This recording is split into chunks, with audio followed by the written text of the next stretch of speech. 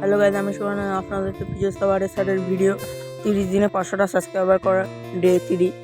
আজকে সকাল সকাল ওপরে চলে আসলাম। ওপরে যে ঘাটটার পাড়াটা ছিল ওইটা, আর একটা জলের বোতল নিয়ে আমি ওপরে চলে এসেছি। এই যে জলের বোতলটা আমি রেখে দিলাম, পড়ে যাচ্ছে শুধু, তাও জলের বোতলটা রেখে দিলাম। খোপের ভেতরে চলে গিয়ে আমি খোপের মানে চট দেওয়া থাকে যে ঠান্ডার কারণে, ওটা আগে সরিয়ে নিলাম। এক হাতে ওটা হচ্ছে না, তাই আবার সরিয়ে আবার ভিডিওটা চালু করলাম আর দরজাটা খুলে সবাইকে ডাকলাম।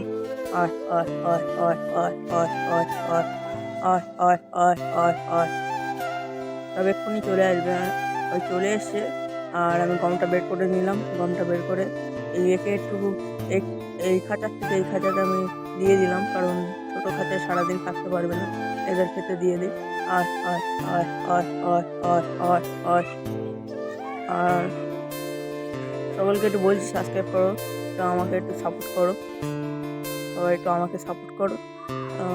আর এই যে ছাপকা টাইপের মাদিটা আছে, আর ওখানে কালচিরা মতন একটা নর আছে, ওরা ডিম পাড়ার খুব সম্ভাবনা। কালকে হয়তো ডিম পাড়ার ভিডিও নিয়ে চলে আসবো, হয়তো ডিম পেড়ে দিয়েছে। আজকে আর ভিডিওটা করবো না, আর কালকে সেই ভিডিওটা করব। চলো, আবার অন্য একটা নতুন ভিডিওয় দেখা হচ্ছে।